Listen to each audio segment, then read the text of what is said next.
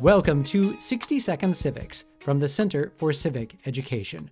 We're joined today by Dr. Scott Casper, president of the American Antiquarian Society. Dr. Casper, what questions did the framers address in organizing the judicial branch? The delegates in Philadelphia barely thought about judicial power at all. If you read Madison's notes, you realize that virtually no time at the convention was spent talking about the judiciary. I think that's because they were mostly concerned with Congress, the branch they knew best, and because they were concerned with election of the president. The Constitution provides for a Supreme Court. It provides for some system of inferior tribunals. The first Congress, after 1789, created the Judiciary Act that created the federal judicial system.